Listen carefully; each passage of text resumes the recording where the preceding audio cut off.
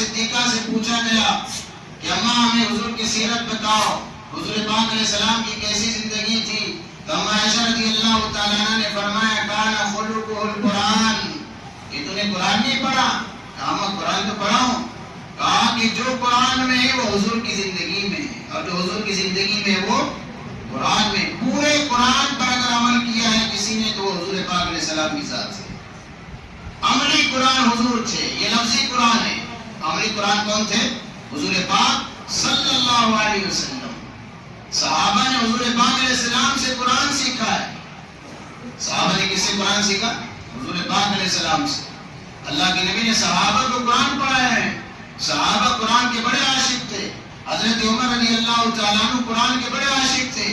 سب سے زیادہ خدمت اگر قرآن کی کس نے کی ہے تو عمر فاروق نے کی ہے۔ کس نے کی ہے؟ آئی مکاتب جو چھوٹے چھوٹے مکاتب مسجدوں میں قائم ہیں، یہ مکاتب کا قائم کرنے والا عمر فاروق ہے۔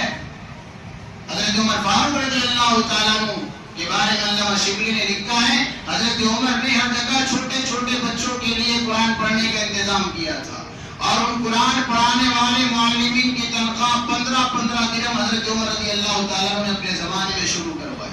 ایک مرتبہ حضرت عمر نے حضرت سعد سے کہا کہ تمہارے پاس جو حافظ ہیں قرآن جن کے سینوں میں محفوظ ہے ان کو میرے پاس بھیجو۔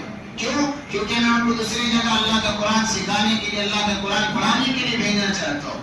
تو حضرت سعد بن ابی وقاص نے کہا عمر میرے پاس جو فوج ہے، میری فوج میں 300 قرآن کے حافظ ہیں۔ کتنے قرآن کے حافظ ہیں؟ ہاں 300 قرآن کے حافظ ہیں۔ اللہ نے فرمایا، اللہ کے نبی علیہ السلام نے فرمایا اہل القرآن و اہل اللہ۔ اللہ کے نبی علیہ السلام نے فرمایا اگر اللہ والوں کو دیکھنا ہو تو قرآن والوں کو دیکھو۔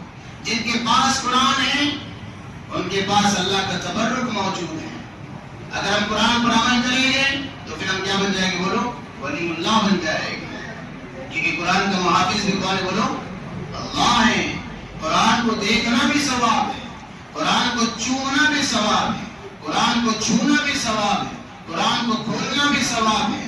تو قرآن پاک اللہ تبارک و تعالیٰ نے ہم کو جو عطا فرمایا ہے ہم اس سے برکت حاصل کریں، کیونکہ دوستو بزرگوں اگر ہم قرآن سے سوال کریں گے، قرآن سے اس کا نام پوچھیں گے تو قرآن ہمیں کہے گا بل ہوا قرآن مجید، میرا نام کیا ہے؟ قرآن مجید ہے، قرآن حکیم بھی کہا جاتا ہے۔ اللہ تبارک و تعالیٰ کا یہ کلام ہے، اللہ تعالیٰ کا یہ بیان ہے۔